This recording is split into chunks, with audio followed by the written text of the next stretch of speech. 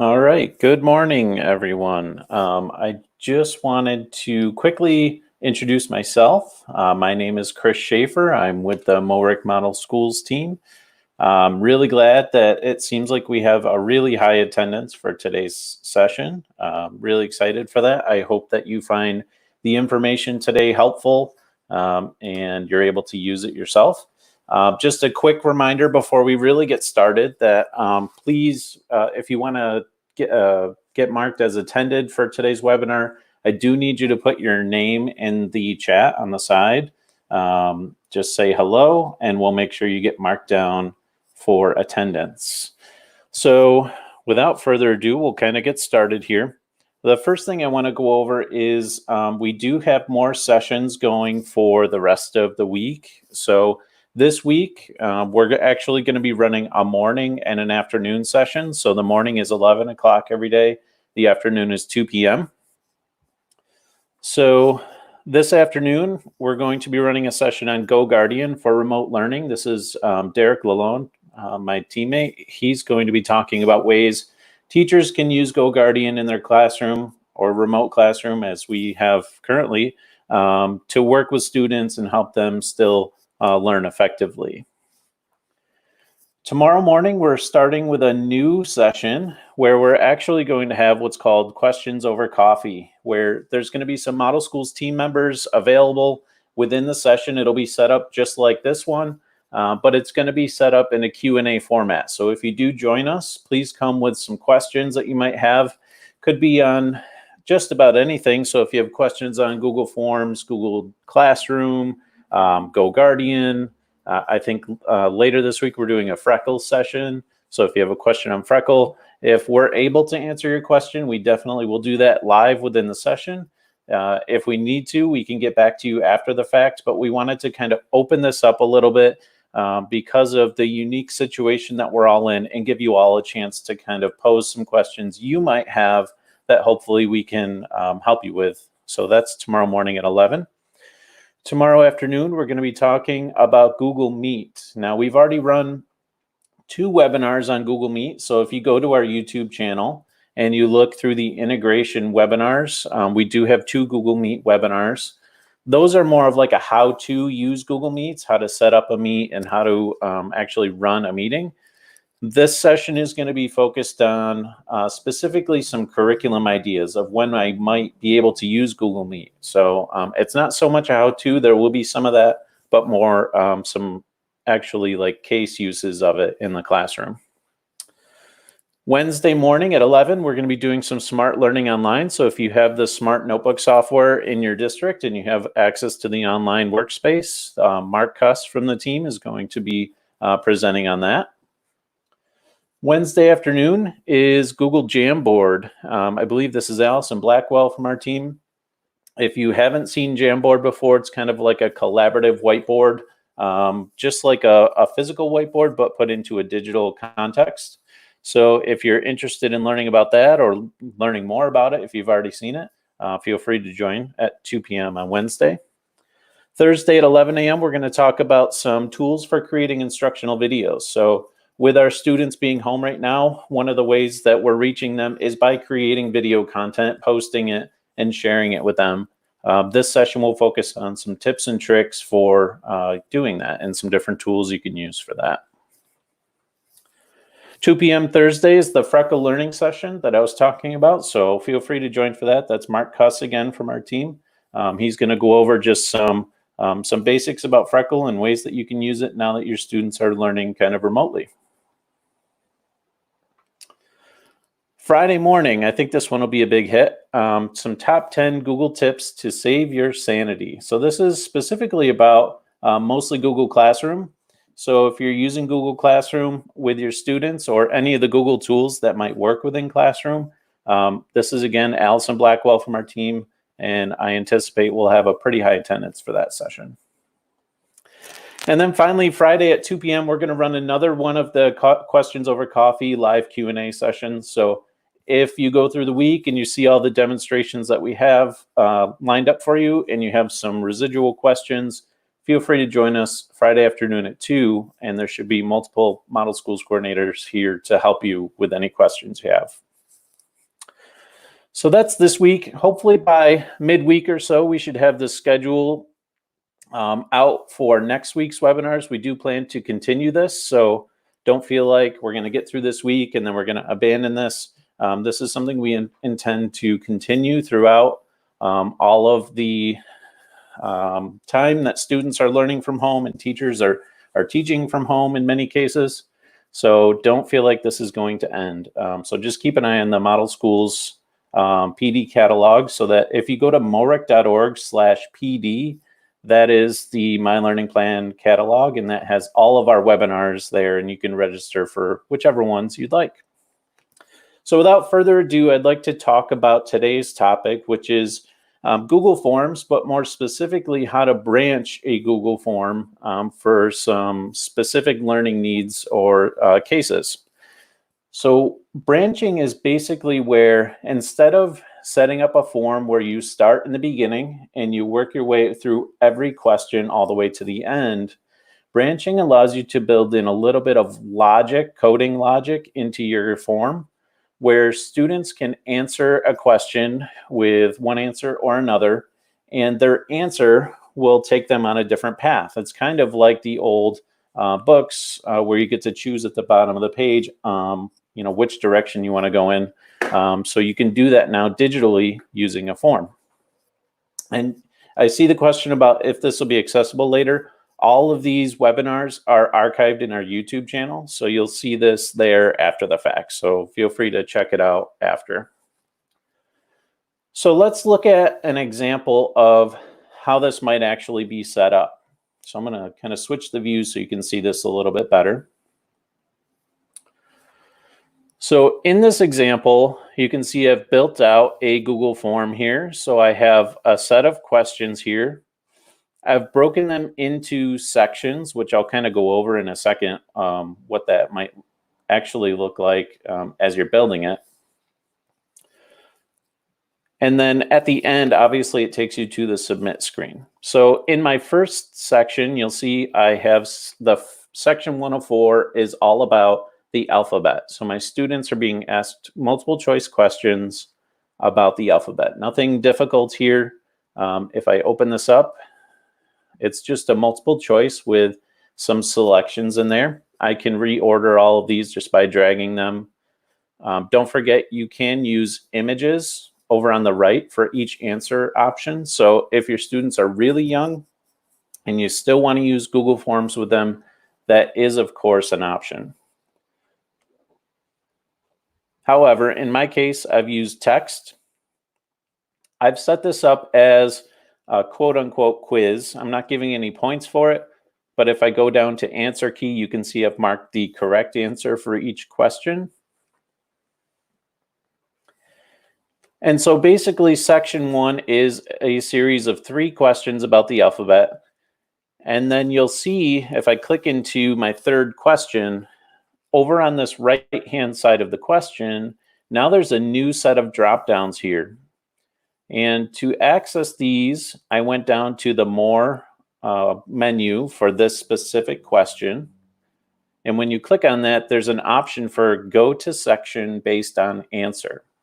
So to build this branching, you have to have 2 things. You have to have a set of questions, and you have to have sections built into your quiz. So to build in sections, over on the right-hand side where you normally click to add another question, the last option here is to add a section. Now, I've already done that for my example.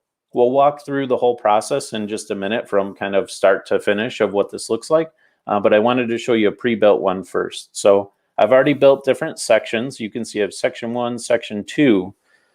Now, for this last question, if the students get the question correct, it moves them on to the math quiz. So instead of getting, if they get it wrong, it's going to move them into the review. So if they get it right, they're going to skip that review and go right into the next section of the quiz. If they get it wrong, they get a quick review of what is the alphabet, and then another question, which is actually the same one, just repeated in my case. But that's how I have this one set up. So let me show you this as the students would see it. So when they come to the quiz, because it's built in sections, they're only going to see section 1 to begin with. So section 1 is my alphabet quiz. It has 3 questions, and I go ahead and put my answers in here. So what's the third vowel, the last consonant, and then the 8th letter. Now, if I get this wrong, I'm going to get this wrong on purpose. I promise you I know what it is. I did build the quiz after all. If I hit the next button, because I got that wrong, it bounces me over to the alphabet review. So now I can review my letters, select the correct answer, and click next to move on. And now it takes me to my math quiz. However, let me go down here to the bottom corner to the pencil. And let me jump back into the preview of the quiz. So now if I go through and I select my answers and I get this last one correct, it skips me right past that review. So if I were a student, I might not even know that that ever even existed. So this is a great way for you to build in some differentiation options within your quiz that won't necessarily make students feel like they're being singled out, because no one else is going to know that they went to an additional option. But this is a way that you can build that into your quiz. And now, as a student, I can go ahead and enter my answers for this section. And again, let's say I get this one wrong. Now it's going to take me to my math review. And you'll see here for my math review, this was a multiplication question. So I went and pulled in a YouTube video for Schoolhouse Rock's multiplication. And they can watch that video as a reminder for their multiplication. And then they can go ahead and enter their correct answer here at the bottom. And then they can submit. So let me go back down here and click on, whoop, I don't have it. Escape. My pencil. There we go. So now I'm back into my edit side. So I just want to show you quickly, kind of from start to finish, how this is done. And then we'll talk about maybe some use cases for this. Now, one thing that I will say, I'm going to exit my full screen here so I can show you a different tab.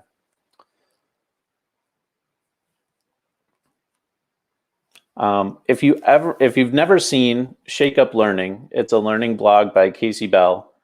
She has a series of training on all different topics, most of it Google-based, and she has a great article that I will get you this link through. I'll send it through my learning plan, or you can just Google search it as well.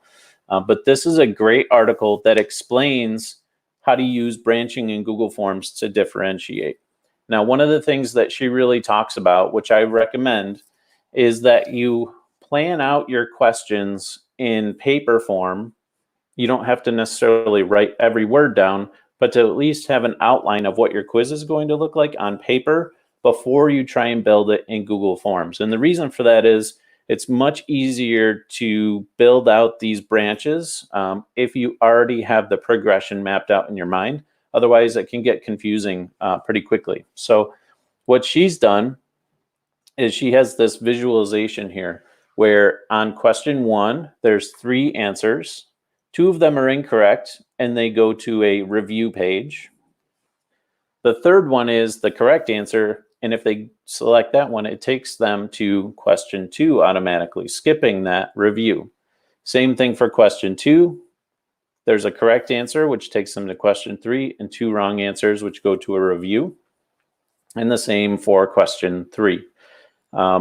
If they do select the correct answer here, it takes them right into the submission page, and they're done with the form. So that's kind of the progression of a branched Google form. But I just wanted to bring that up because I think it's a really great guide for people to kind of have in mind.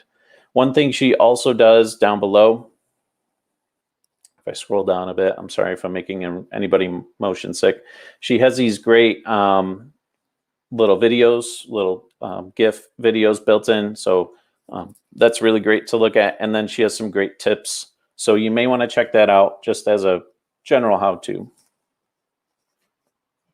So I'm going to go back to my form now. I have a few tabs of it open because I kept going into preview mode. And what I'm actually going to do now is I'm going to start from scratch. So let's go to forms.google.com. This is the homepage for all forms that you've created or had shared to you. So this is where you'll see all of the forms you have access to. So you can see I have quite a few here. At the top, you do have, if you've never used forms, they do have some templates pre-built. Some of these are actually pretty good. So if you're talking about doing an assessment for students or you want to do like an exit ticket, they have those right at the top of the page in the templates, the template gallery.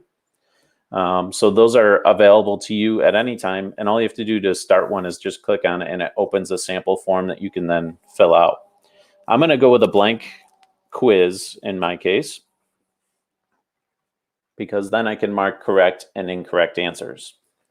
So this is my blank quiz. Now, again, I said you have to have a series of questions and you have to build in sections. So I'm going to build a couple of questions first, and then I'm going to start my second section. So first, I'm going to call this my sample form. And then I'm going to go down to question 1. This guy is blank. And I can enter a few answers.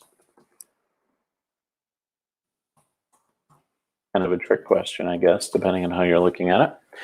Now, as a teacher, for branching to be really effective, I can mark this with an answer key. So I could also do kind of a score with this. But if you're doing differentiation, you don't always necessarily want to use a score. So in my case, I'm not going to add a score or an answer, but I'm going to go down to the bottom right of this question.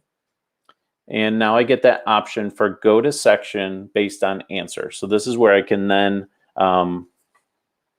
show my different branches of my quiz. Now, the only problem is I don't have another branch yet. I only have the one question. So on the right-hand side, I need to add a section. And for this one, I'm going to call this review.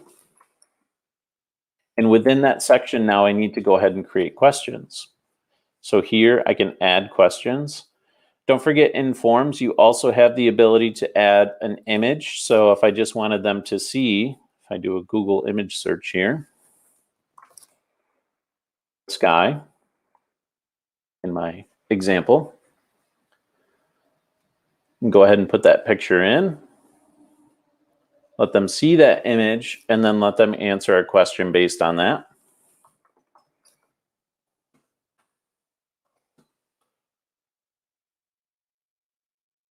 And then I can go ahead and enter my answers again.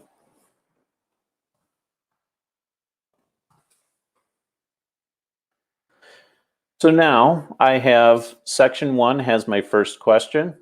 So if I go back into that question, if they answer with the correct answer, in this case, I don't have any other questions, so I could send them straight to the submit. So if they get this correct, they move on, but the only option to move on in my case is to submit.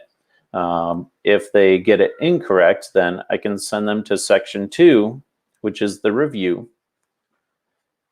And now if I preview my form, you'll see they only see one section at a time. So they see this first question, they give an answer, and if I get it wrong, it takes them to section 2. So now they get the review and they can put a new answer in, and now I can go ahead and submit. Leave that one. Now, one thing that I do find a lot of classroom teachers like to use within Google Forms is the required option. So basically, students can't move on past a question until they mark something as an answer within that question. So if I require this now, a student can't get past this first question without putting an answer in, which is great. I would recommend that. The only thing that I will warn you about is any of your optional branches. So the reviews, let's say in my case, if you mark those questions as required, the students that get the question right and don't see the review can't actually submit. So anything that's marked as a review section or like an optional within your branched form, I would never mark as a required question, because some students won't even see that question, and if it's required, they can't submit the form before they're done. So just be careful with the required option. Again, that's when you're editing a question at the bottom of the question. So again, anything in your main branches that everybody sees, go ahead and make required if you want. Any optional branches, I would not use that required option. So I'm going to build in now a new section below, just to show you, instead of having students do the first section and then submit, I'm going to add another section in here. So again, I'm going to go down, I'm going to choose new section, and now I'm going to call this section 2. Within section 2, I can add a new question.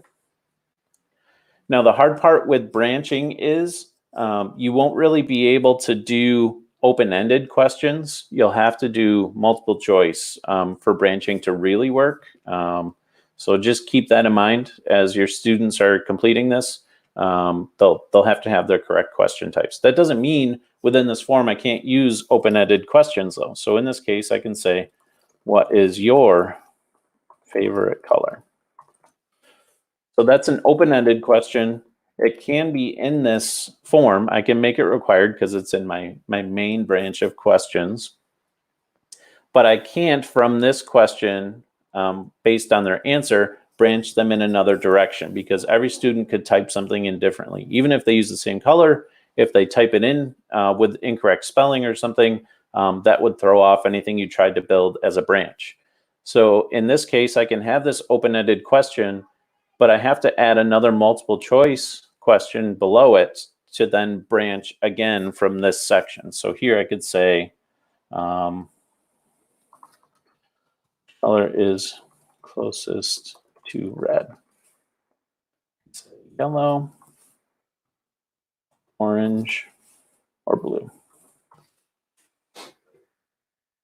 And now here for this question, now I can branch them again. So now I can go down to the bottom, click on the More menu, and go to Section Based on Answer.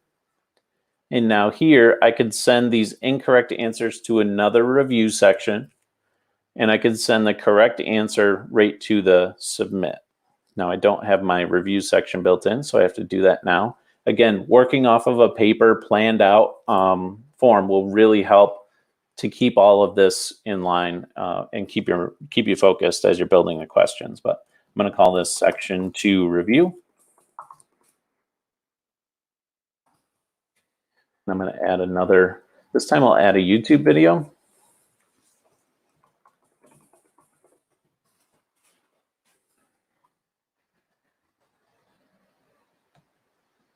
Just going to choose any of these. I don't really care for this case what it is. But now I have a YouTube video embedded in my form to review the question they may have gotten wrong above. And then I could add another question beneath that. So that's kind of the basics of branching within Google Forms. Again, you're kind of using logic to say, if you get this question correct, you go to the next question. If you get it incorrect, you get some review. Another way you could kind of break this out in a classroom would be if you're in group A for an assignment I gave out, maybe I have a whole different set of questions for group A than I do for group B because I've scaffolded an assignment so they get different information. So I may need to branch to accommodate that scaffolding. So group A has their own question set. Group B has a totally separate question set, and that could be done here with the branching. One thing that Casey Bell does point out, and I really like her idea, is when you're doing the branching, instead of calling these sections generic titles like review, you may want to say something more specific. So if this first section is my colors quiz, section 2, because it's the review, I may want to call that colors quiz review. And that will make it much easier when I go to make these branches to select the correct one. Because if I have 3 different sections of review and I've called them all just plain review, it'll be really tricky to pick out which one is which when you get to this step. But if you're specific with your naming and you correlate it with the section it goes to, it'll be a lot easier to set up this branching piece. So that's pretty much all I had for branching in Google Forms. Like I said, don't forget we have a webinar this afternoon on GoGuardian if you're interested in that, and then we have some throughout the rest of the week. I'm going to hang out here to just watch for questions in the chat. So if you have any questions or you want to see anything again, feel free to enter that in the chat and I will respond either in the chat or I'll pull my video back up. But if not, for now, have a great afternoon, and we hope to see you at our other webinars.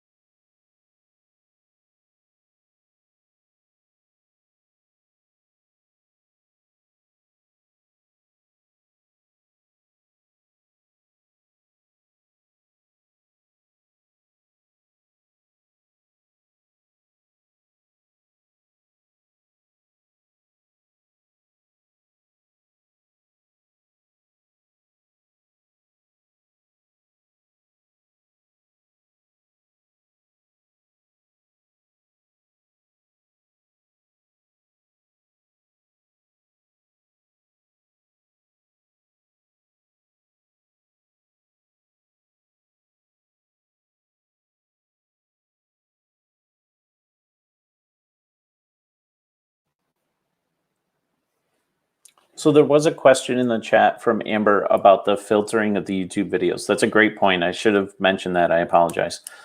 If your district allows students to get to YouTube normally, they will be able to see them within your form. However, if they're filtered out for students normally, they will not see them within the form. I didn't say that, and I'm sorry.